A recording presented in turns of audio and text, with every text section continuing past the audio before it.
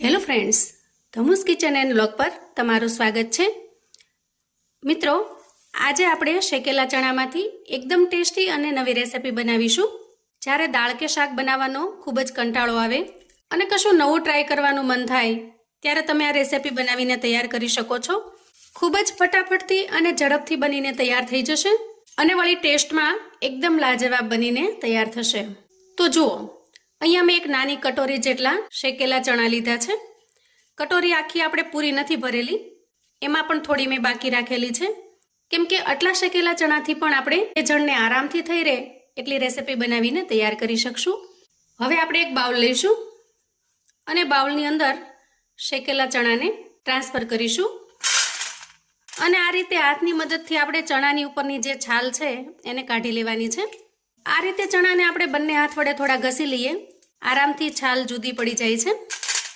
અહીંયા રેસિપી માટે આપણે ઉપરની જે છાલ છે એને કાઢવી જરૂરી છે, કેમ કે આ છાલનો ટેસ્ટ આપણને રેસિપીમાં બરાબર નહીં લાગે। તો જુઓ, મોટા ભાગના ચણા ઉપરથી આપણે છાલને કાઢી લીધી છે। હવે આપણે જારો લઈશું અને ચણાને એમાં ટ્રાન્સફર કરીશું। પછી જુઓ, આ રીતે કરવાથી બધા જ ચણાના જે ઉપરના છિલકા છે, એટલે કે ચણાની ઉપરની જે છાલ છે એ આરામથી નીકળી જશે। જો કોઈ પણ જાતની મહેનત વગર આ ટ્રીકથી તમે શિંગદાણાના ફોફા પણ કાઢી શકો છો, આ રીતે ચણાના ફોફાને પણ કાઢી શકો છો। અને ચોખ્ખા થયેલા ચણાને આપણે બાઉલની અંદર કાઢી લઈએ। ત્યાર પછી જુઓ, એમાં અમુક ચણા આ રીતે આખા રહી ગયા છે, જે થોડા કાચા રહી ગયા હોય છે। તો આ રીતે જે એકદમ કાચા ચણા હોય એને આપણે બહાર કાઢી લેવાના છે અને ચણાને ચોખ્ખા કરી અને તૈયાર કરી લેવાના છે। હવે આપણે મિક્સર જાર લઈશું અને ચણાને મિક્સર જારમાં ટ્રાન્સફર કરીશું। આજની રેસિપી બનાવવા માટે ચણાને આપણે પીસી લેવાના છે। તો જાર ઉપર ઢાંકણ ઢાંકી ચણાનો આપણે એકદમ સરસ પાવડર બનાવી લઈએ। તો જુઓ, આ રીતે આપણે એકદમ સરસ પાવડર જેવું બનાવી લીધું છે। મિક્સરને 1-8 મિનિટ સારી રીતે ચલાવી લેવાનું, જેથી કરીને એકદમ ફાઇન પાવડર બનીને તૈયાર થશે। અહીંયા આપણે બિલકુલ અધકચરું કે દાણાવાળો પાવડર નથી બનાવવાનો, એટલે જ આપણે આના અંદરથી છોતરા પણ કાઢી લીધેલા છે, જેથી કરીને એકદમ સ્મૂથ અને ફાઇન પાવડર બનીને તૈયાર થાય। હવે તૈયાર કરેલા ચણાના પાવડરને આપણે એક મિક્સિંગ બાઉલની અંદર કાઢી લઈશું અને જે વાટકાના માપથી આપણે ચણા લીધેલા એ વાટકાના માપથી આપણે એમાં પાણી એડ કરીશું। જો આ રીતે થોડું થોડું ધીરે ધીરે પાણી એડ કરવાનું। અહીંયા આપણે વિસ્કરની મદદથી એકદમ સ્મૂથ બેટર બનાવીને તૈયાર કરી લઈશું, બિલકુલ ગાંઠા વગરનું। તો જુઓ, આ રીતે એકદમ સરસ બેટર બનીને તૈયાર થઈ ગયું છે। હવે આપણે ઢાંકણ ઢાંકી 5 મિનિટ સુધી રેસ્ટ થવા દઈએ, જેથી ચણાની પેસ્ટ સારી રીતે ફૂલી જશે।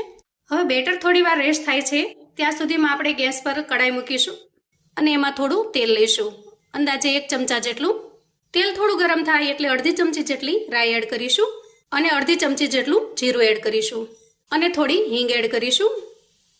અહીંયા મેં 4 થી 5 લસણની કળીઓને આ રીતે ઝીણી સમારી લીધી છે, એને એડ કરીશું અને 1 લીલું મરચું આ રીતે મેં ઝીણા ઝીણા પીસની અંદર કાપી લીધું છે, એને ઉમેરી દઈએ। તો મરચાંનું પ્રમાણ અહીંયા તમારે તીખાશ જે રીતે રાખવી હોય એ પ્રમાણે રાખવાનું, કેમ કે લીલું મરચું એડ કર્યા પછી આપણે આમાં લાલ મરચું એડ કરવાના નથી, એટલે કે રેસિપીની તીખાશ છે એ ગ્રીન મરચાં ઉપર જ આપણે રાખીશું। 2 થી 3 મીઠા લીમડાના પાનને મેં આ રીતે કટ કરી લીધા છે, એને એડ કરી દઈએ। હવે જુઓ, આ બધી જ વસ્તુ સારી રીતે સતળાઈ ગઈ છે। તો અહીંયા મેં એક મીડિયમ સાઇઝની ડુંગળીને આ રીતે મીડિયમ કટ કરી લીધી છે, એને એડ કરી દઈએ અને સારી રીતે સાંતળી લઈએ। ગેસની ફ્લેમને આપણે અહીંયા મીડિયમ રાખીશું, જેથી કરીને ડુંગળી અને બધા જ મસાલા બળી ન જાય અને સારી રીતે ફ્રાય થઈ જાય।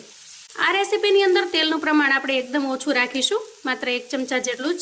હવે જુઓ, ડુંગળી એકદમ સરસ ફ્રાય થઈ ગઈ છે અને થોડી બ્રાઉન કલર જેવી પણ થઈ ગઈ છે, એટલે કે એના અંદરનું કાચાપણું સારી રીતે દૂર થઈ ગયું છે।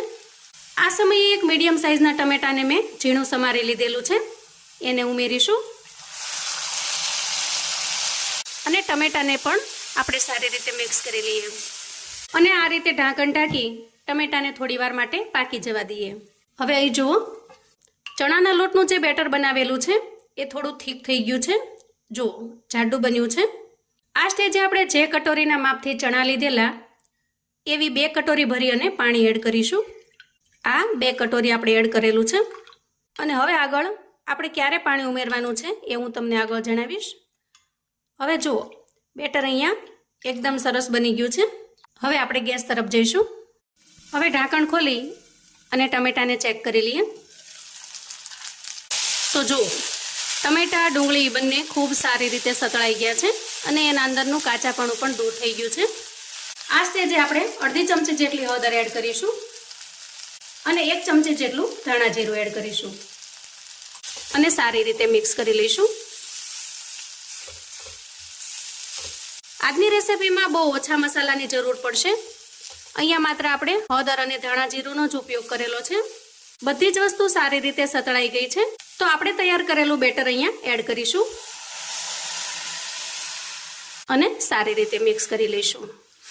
જુઓ, હજી તો આપણે વઘાર જ કર્યો છે, ત્યાં તમે જુઓ, જોતા જ મોઢામાં પાણી આવી જાય એવી સરસ બનીને તૈયાર થઈ છે અને એટલી સરસ ટેસ્ટી બનીને તૈયાર થશે કે કોઈ પણ દાળ આની પાસે ફીકી લાગશે. એકદમ ટેસ્ટી એવી બનીને તૈયાર થશે. હવે જુઓ, મિશ્રણ પાછું ઘાટું થવા માંડ્યું છે. આ રીતે જુઓ, ઘણું ઘાટું થઈ ગયું છે. આ સ્ટેજે ફરી આપણે 2 વાટકી જેટલું પાણી એડ કરવાનું છે. તો અહીંયા ટોટલ 1 વાટકી ચણા સામે આપણે 4 વાટકી જેટલું પાણી લીધેલું છે. હવે સારી રીતે મિક્સ કરી લઈએ. 1 વાટકી કરતાં પણ ઓછા એટલા આપણે ચણા લીધેલા, એની સામે 4 થી 5 વાટકી ભરાય એટલી સરસ દાળ બનીને તૈયાર થઈ છે. આ રેસીપીને તમે શેકેલા ચણાની દાળ પણ કહી શકો છો. ખૂબ જ ટેસ્ટી લાગે છે. વળી નહીં તમારે ધોવાની ઝંઝટ, નહીં પલાળવાની ઝંઝટ કે નહીં બાફવાની ઝંઝટ. એકદમ ઝડપથી અને ફટાફટથી ચણાના છિલકા કાઢી સરસ રીતે પાવડર બનાવી અને ફટાફટથી તમે ઘરની વસ્તુથી જ બનાવીને તૈયાર કરી શકશો અને એકદમ ટેસ્ટી બને છે. એક વખત ચોક્કસથી ટ્રાય કરવા જેવી છે. તો હવે આપણે આમાં નાખવાનું બાકી છે મીઠું. તો અહીંયા સ્વાદ પ્રમાણે મીઠું એડ કરી દઈએ. મીઠું એડ કરવાનું મેં સાવ છેલ્લે એટલા માટે રાખેલું છે કે છેલ્લે જેટલું પાણી ઉમેરવાનું થાય એ પ્રમાણે ઉમેર્યા પછી તમે એ માપ પ્રમાણે મીઠું એડ કરી શકો. છેલ્લે જ્યારે તમે લાસ્ટમાં 2 વાટકા પાણી ઉમેરી દેશો ત્યારે જ તમને ખ્યાલ આવશે કે હવે આપણે આમાં કેટલું મીઠું એડ કરવાનું છે. તો અહીંયા જુઓ, એકદમ ટેસ્ટી એવી શેકેલા ચણાની દાળ બનીને તૈયાર થઈ ગઈ છે. જુઓ, એકદમ લાજવાબ બને છે. તો આપણે આટલી થિકનેસ રાખીશું કેમ કે જેમ જેમ આ દાળ હજી વધારે સમય પડી રહેશે અને ઠંડી થતી જશે એમ એમ ફરી પાછી એ ઘાટી બનતી જશે. તો અહીંયા ગેસની ફ્લેમને આપણે બંધ કરીશું. હવે આપણે થોડી ઝીણી સમારેલી કોથમીર ઉમેરીશું અને સારી રીતે મિક્સ કરી લઈશું. એક વખત બનાવીને જો તમે ચાખશો તો તમે આ દાળના ફેન થઈ જશો કેમ કે ઝડપથી પણ બને છે અને ટેસ્ટી પણ બને છે અને 100% ગેરંટી છે કે એક વખત બનાવશો તો વારંવાર બનાવવાનું મન થશે. એટલી ટેસ્ટી બને છે. તો હવે તૈયાર થયેલી દાળને આપણે સર્વ કરી લઈએ. તો જુઓ, નહીં ધોવાની ઝંઝટ, નહીં પલાળવાની ઝંઝટ કે નહીં બાફવાની ઝંઝટ. એકદમ ફટાફટથી અને ઝડપથી ખૂબ જ સિમ્પલ મસાલાથી આ ટેસ્ટી એવી શેકેલા ચણાની દાળ તમે બનાવીને તૈયાર કરી શકો છો. આ દાળને તમે કોઈ પણની સાથે એન્જોય કરી શકો છો. રોટલી, ભાખરી, પૂરી, પરાઠા કે પછી ભાતની સાથે. જેવી રીતે આપણે મગની દાળ અથવા તો તુવેરની દાળને ભાતની સાથે એન્જોય કરીએ છીએ એવી જ રીતે આ દાળ પણ તમને ભાતની સાથે ખૂબ જ ટેસ્ટી લાગશે અને એટલી ટેસ્ટી લાગશે કે તમે વારંવાર આ દાળ બનાવવાનું પસંદ કરશો. તો છે ને મિત્રો, એકદમ યુનિક અને સાવ નવી રીતે બનાવેલી દાળ. તો જુઓ, આ રીતે ભાતની સાથે પણ તમે એન્જોય કરી શકો છો. એકદમ સરસ ગરમા ગરમ દાળની સાથે ભાત ખૂબ જ ટેસ્ટી એવા લાગે છે અને એમાંય બટેકાના કોરા શાકની સાથે તો ખાવાની મજા પડી જશે. એકદમ ટેસ્ટી એવું લાગે છે. તો મિત્રો, એટલી સરસ ટેસ્ટી દાળ છે કે હું ઝડપથી એને ફિનિશ કરવા જાઉં છું.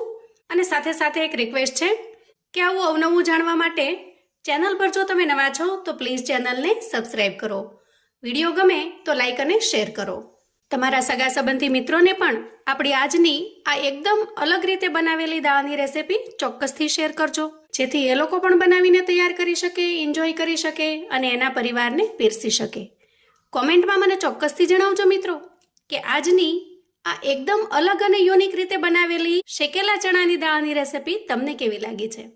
ફરી મળીશું એક નવી રેસીપી સાથે. ત્યાં સુધી આવજો મિત્રો.